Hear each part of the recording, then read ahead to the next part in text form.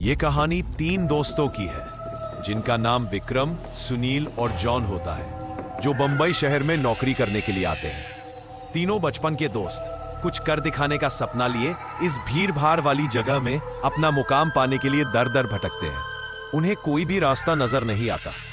अपने छोटे से गांव में रहकर कॉलेज की पढ़ाई करने वाले सुनील और विक्रम ने कभी सोचा भी नहीं था कि सफलता पाने के लिए इतना दर्द झेलना पड़ता है। वहीं जॉन अपने पापा के बिजनेस में पहले से ही संघर्ष कर चुका था, जिस वजह से उसे इन सब चीजों की आदत सी हो गई थी। जॉन अच्छे से जानता था कि सफलता इतनी आसानी से नहीं मिलेगी, क्योंकि उसने अपने पापा को दिन रात मेहनत करते हुए देखा था। तभी तीनों को सुबह से भटकते भटकते शाम हो जाती है, लेकिन न कोई नौकरी और न ही कोई रहने का ठिकाना उनके हाथ लगता। तीनों मायूस होकर एक छोटे से होटल में खाना खाते हैं। दरअसल उनके पास कोई खास पैसे भी नहीं होते। वह तो सिर्फ अपनी एक दो दिन की व्यवस्था बनाकर निकले थे। उन्हें लगा था कि आते ही उनके साथ कोई चमत्कार होगा और उनको नौकरी मिल जाएगी। तीनों एक बिल्डिंग के पास पहुंच जाते हैं। कुछ देर बाद सभी बिल्डिंग के गेट के पास बैठ जाते हैं। एक दो घंटा बैठे हुए गुजर जाते। तभी बिल्डिंग के चौकीदार की नजर उन पर पड़ती है और वह जोर की आवाज में उन्हें डांटते हुए कहता है, कौन हो तुम लोग, यहां क्यों बैठे हो? तीनों अजनबी शहर में किसी को पहचानते नहीं और ना ही उनका कोई ठिकाना है। तीनों अपनी जगह पर जल्दी खड़े हो जाते हैं और अपनी बात चौकीदार को बताते हैं। चौकीदार को तीनों की हालत देखकर उन पर तरस आता है। उसे एहसास होता है कि कुछ सालों पहले ऐसे ही वह काम मांगने आया था। तब किसी ने उसे सहारा दिया था और आज कम से कम वह इतने बड़े शहर में छोटे से काम के साथ जीवन यापन कर पा रहा है। जॉन उन तीनों में थोड़ा समझदार होता है। वह चौकीदार से कहीं रहने के जुगाड़ की बात कहता है, क्योंकि उसे पता है कि अभी उनकी हालत किराया देने की नहीं है, तो उन्हें कोई किराया से कमरा क्यों देगा। तभी चौकीदार अपने एक दोस्त से फोन पर बात करता है, जो वहीं से कुछ ही दूर बंगला नंबर 17 में साफ सफाई का काम करता है। चौकीदार अपने दोस्त को सारी बात बताता है। तभी उसका दोस्त कहता है कि मेरे साहब तो अपने परिवार के साथ 2 महीनों के लिए बाहर गए हैं, तब तक मैं रहने का इंतजाम कर सकता हूं। यह बात सुनकर तीनों दोस्त बहुत खुश हो जाते हैं और वो जल्दी से चौकीदार से कहते हैं कि आप हमें बता दीजिए हम उनके पास कैसे पहुंच सकते हैं। चौकीदार कहता है कि वह बंगला थोड़ा दूर है, रात को वहां कोई टैक्सी ऑटो भी नहीं मिलेगा। आज तुम लोग यही सो जाओ, कल सुबह हम साथ चलेंगे। तीनों उसकी बात मान जाते हैं। सुबह उठते ही तीनों चौकीदार के साथ बंगले में पहुंच जाते हैं।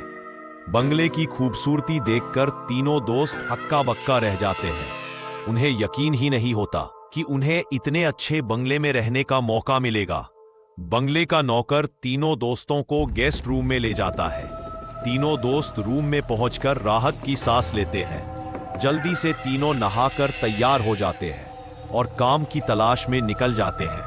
अब रहने का तो ठिकाना लग चुका था। तलाश थी केवल अच्छे काम की, जिससे उनका गुजारा चल सके।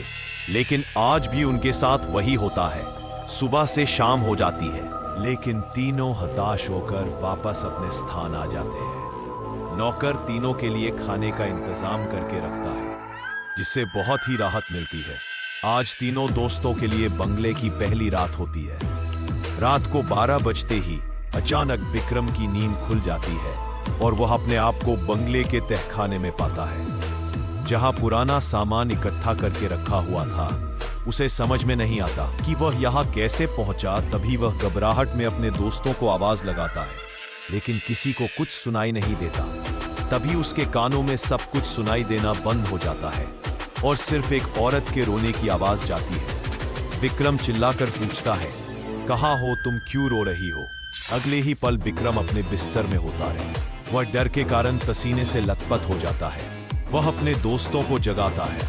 सुनील और जॉन दोनों उसकी बात का मजाक उड़ाते हैं और कहते हैं, तुमने कोई सपना देखा होगा। इस बंगले में तो हमारे अलावा कोई भी नहीं है।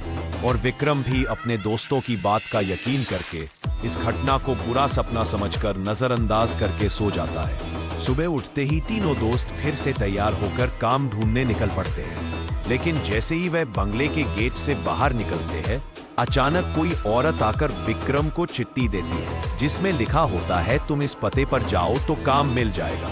और औरत अचानक भागते हुए उनकी नजरों से ओझल हो जाती है। तीनों दोस्त ही सोच में पड़ जाते हैं कि हमें काम की जरूरत है। यह इस औरत को कैसे पता, लेकिन तीनों को काम की बहुत जरूरत होती है। उन्हें लगता है कि भगवान ने उनकी मदद करने के लिए किसी को भेजा होगा और तीनों उसी दिशा में आगे निकल जाते हैं जहां का पता उस कागज में लिखा होता है।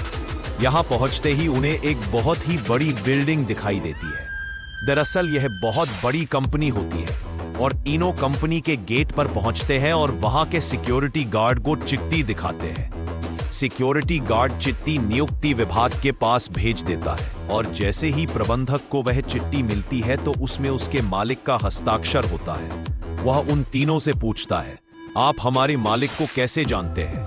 तभी विक्रम जवाब देते हुए कहता है, मैं तुम्हारे बॉस का दोस्त हूं।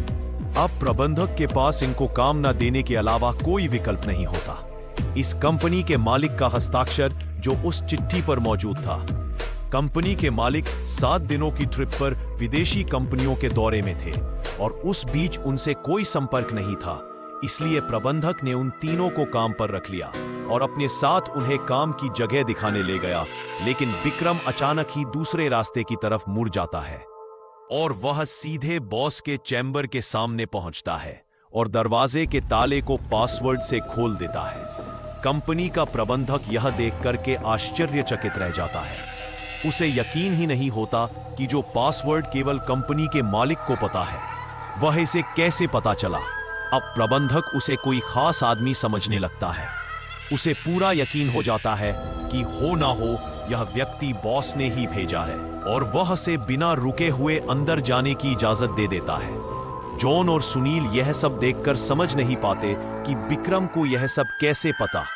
तभी अचानक विक्रम सभी को बॉस के चैम्बर से बाहर जाने को कहता है और चैम्बर का दरवाजा बंद कर देता है। कुछ ही घंटों के बाद प्रबंधक को बॉस का फोन आता है और बॉस प्रबंधक से पूछता है कि मेरे कंप्यूटर को किसी ने इस्तेमाल किया था। तभी प्रबंधक सारी बात बता देता है। बॉस गुस्से में मैनेजर को बोलता है, जल्दी से जाओ और उसे रोको, नहीं तो मैं बर्बाद हो जाऊंगा। और जैसे ही प्रबंधक चैम्बर का दरवाजा खोलता है तो वह देखता है विक्रम बेहोश पड़ा है। प्रबंधक अपने सुरक्षा कर्मियों से उसे उठाने को कहता है और कुर्सी पर वापस बैठाता है। तभी विक्रम को होश आता है। प्रबंधक गुस्से में विक्रम को बोलता है, तुमने क्या किया? मेरे बॉस बहुत नाराज है। लेकिन विक्रम को कुछ याद नहीं कि वह अपने बंगले के गेट से यहां तक कैसे आया है। दरअसल वह बंगला पहले उसी बॉस का होता है और बॉस ने बंगले को अपने ऑफिस की एक लड़की के लिए खरीदा था और कभी कभी साथ रहता था जो कि उसके कंपनी में काम करती थी। बॉस पहले से ही शादीशुदा था और यह बात अच्छे से जानता था कि एक ना एक दिन वह लड़की उसके लिए खतरा बन सकती। लड़की के सर में चोट लग जाती है और वह दम तोड़ देती है। बॉस बंगले के गार्डन में ही लड़की को दफना देता है और लड़की की मौत के साथ ही उसका राज दफन हो जाता है। लेकिन जब उस बंगले में तीनों दोस्त हमें आते हैं तो विक्रम गार्डन में घूमते घूमते उस जगह पर अपना पैर रख देता है जहां उस लड़की को दफनाया गया था। जिस वजह से उस लड़की का सीधा संपर्क विक्रम से बन जाता है। वह विक्रम के अंदर प्रवेश कर जाती है और उसे काबू में करके अपना बदला लेने के लिए ऑफिस प्रवेश करती है और बॉस की काली करतूत को इंटरनेट में वायरल कर देती है। बॉस को विदेश से ही गिरफ्तार कर लिया जाता है। उसका काला चिट्ठा सबके सामने खुल जाता है और वह बेनकाब हो जाता है। उस लड़की ने मरने के बाद भी अपना बदला ले लिया था। अब शायद उसकी आत्मा को शांति मिल जाएगी। तीनों दोस्त उस बंगले को बुरा सपना समझकर भूल जाते हैं और इस दर्दनाक भूतिया कहानी का अंत हो जाता है।